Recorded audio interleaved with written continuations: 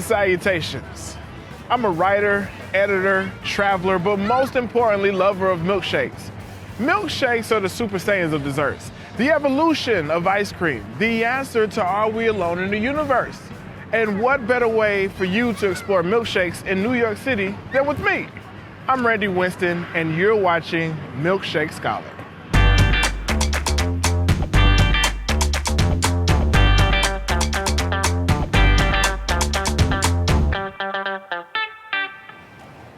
Black pepper fig, exotic fruit, strawberry jam. You damn right. We're going to OddFellows and DUMBO, Brooklyn, New York. And we'll be chopping it up with Jessica Siskin, Mister Krisp on Instagram. Let's get started.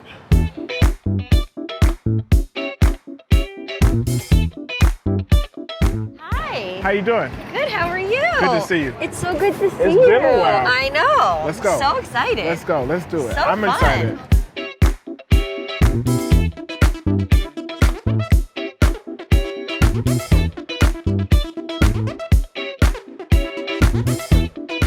Andy, how you doing, Randy, man? how's it What's up, going?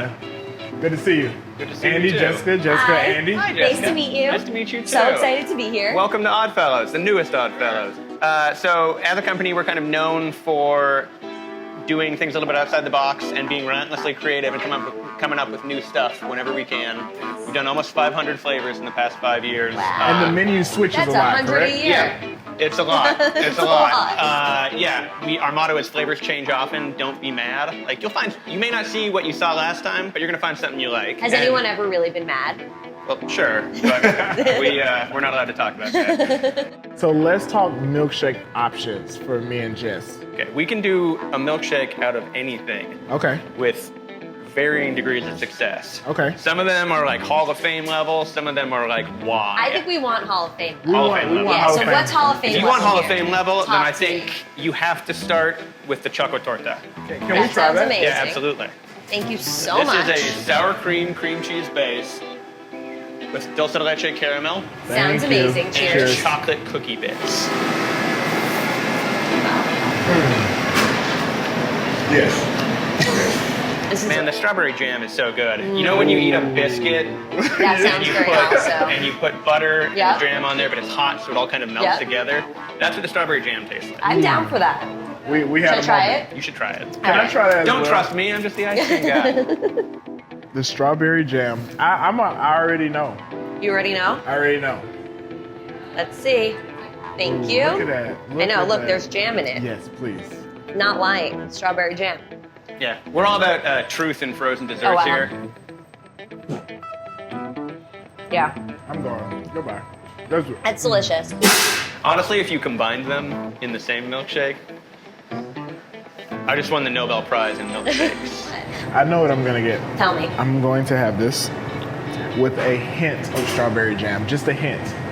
You're designing your own milkshake. Yes, I am. I respect it. Yes, I am. All right. That's what I'm going for. I think I'm gonna go classic with just the strawberry jam.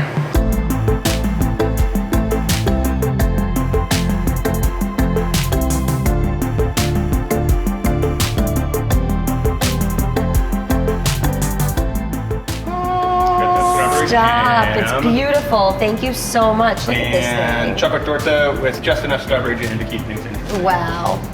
Andy, Enjoy it. Thank you you're so amazing. much. This You're is amazing. gorgeous. Thank you.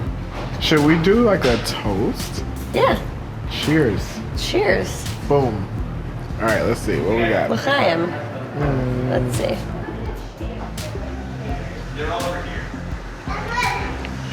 This is delicious. Like, what's better than a milkshake on a Saturday morning? All right, so check this out. Jessica Siskin, Mister Krisp. That's me. Talk to me about how that came about. I know the story. Okay. But for the people who may not know. So, I was working in fashion for 7 years out of college, and I loved my job and I loved the people that I worked with, but I just started to feel a little creatively unfulfilled and a little bit bored. And so I started doing weird, creative projects at night, whether that was watercolor painting or sculpting with Play-Doh. I started writing a lot, taking non-credit writing classes at the New School. Which is how we met. Which is how we met. And just started being creative in any way that I could fit into my life. And one way I did that is I made these shaped Rice Krispie treats, and they were really simple, like a heart or a star, pretty much just like a basic shape. And whenever my friends came over, I'd make them. And then one day in 2012, the end of 2012, I was invited to a potluck birthday dinner. And a friend of mine was like, why don't we make one of your Rice Krispie treat shapes? Why don't we make it a surfboard? I was like, okay, cool. So I Googled Rice Krispie treat surfboard because I'm a millennial and that's what I do. And there was a recipe online and it had food coloring in it. And the minute I realized you could add food coloring to the Rice Krispie treats, I was like, I need to make a cheeseburger out of this.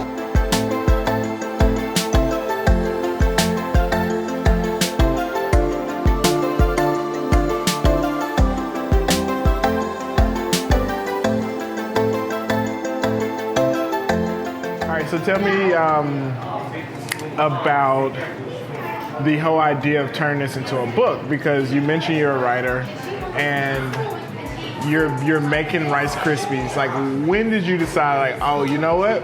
It's a great idea. I'm gonna write recipes. So I never decided to write a book consciously. What happened was I was in grad school, getting an MFA in creative nonfiction, and I was making Rice Krispies treats on the side.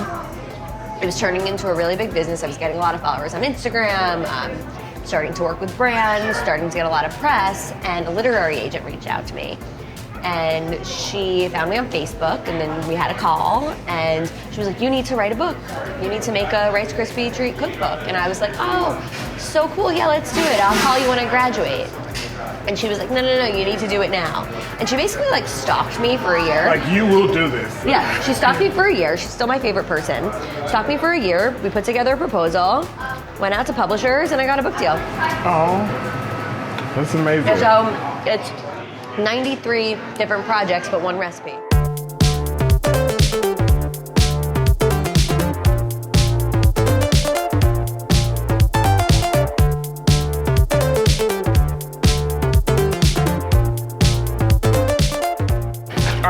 So I want to talk to you about how the Milkshake Rubric, the Milkshake Scholar Rubric. Okay. So there's 4 measures to determine what makes a good milkshake. Okay. And I use this as a way for people to learn about milkshakes and then be able to go out and determine for themselves why I love this milkshake, why is this milkshake good. You're like a milkshake sommelier.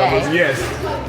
Yes. So there's 4 measures. The first one is flavor, the second one is flow, the third is hospitality, and the fourth is suede. So I'm gonna explain them to you. Okay. So you know, if anyone knows about flavor, I know about flavor. You know about flavor. Yeah, I know about flavor. And so, it's just talking about the balance of richness versus what's subtle, what are the characteristics, what are the behaviors of the milkshake, okay, what's happening there. And a lot of that does have to do with, 1, the milk that is being used, and 2, the ice cream. For sure. And then every once in a while, you'll go somewhere where they'll throw in some ingredients. Introducing flow. So flow is about the consistency of the milkshake. Okay. And I've had milkshakes that are too milky. I've had milkshakes that are too thick. And I don't mind if they're too thick if they're delicious. Okay. But it just becomes frustrating. Okay. Like, you tell me if you know what I'm talking about. I know what you're talking about. And then there's sometimes you get one that's perfectly balanced and it makes up for maybe the flavor is not as good as another one you've had, but it's great to drink. And you're out and about, you're moving around, and your milkshake's not running away from you. All right. Then the fourth is hospitality, which is of course the feel of the place, the atmosphere, the people. Do they know what they're talking about? Are they able to drop some knowledge on you about the ice cream? Just those types of things. Music. Okay. Oh, is there music playing, that type of thing? So all of these things playing. And then last but not least is suede, which is the presentation of the milkshake. Cool. So what do you think? So should I just run through all the categories? Oh, we can talk about them. So the flavor of this is a strawberry jam. Love it. Yeah. Boom. So I mean, essentially, when we tasted the ice cream, you get more of that jam texture.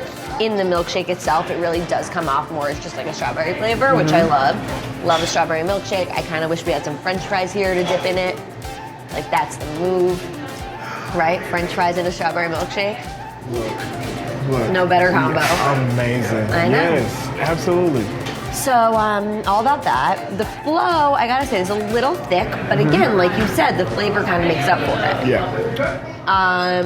The third one was hospitality, which was absolutely excellent. Amazing.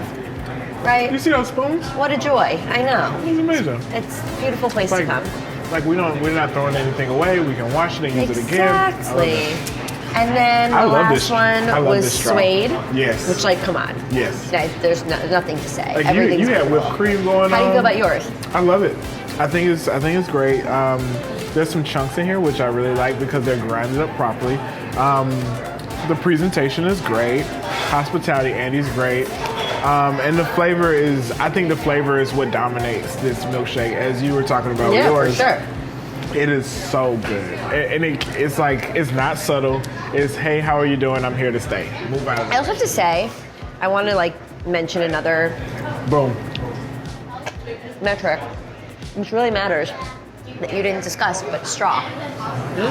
Right? Because Jessica giving us new ones. Yeah. Talk to me about the straw. So, I'm all about paper straws for the environment, but sometimes they're a little bit difficult. So the question here is, right, like, am I having a hard time getting this through the straw because of the straw or because of the texture of the milkshake? Boom. I don't know. That's true. Let's see. I think it's because of the straw. I think it's because of the straw. It is. Anyway, yeah, something to think about for the future.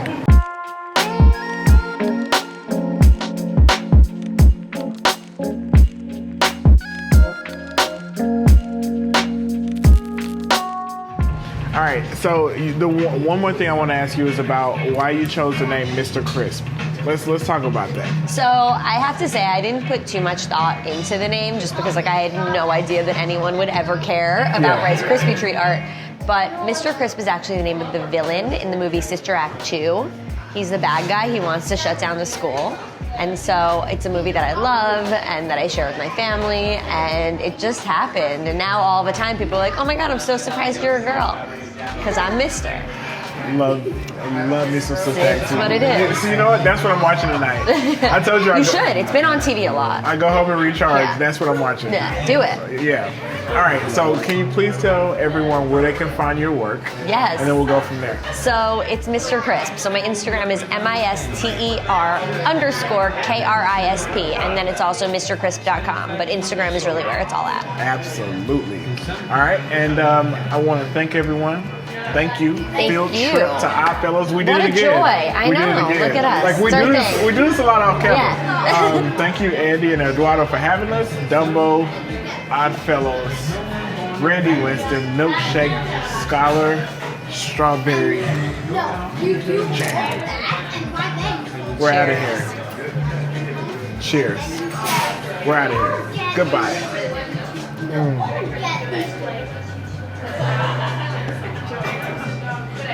Wow. What a day. That's delicious. It is so good.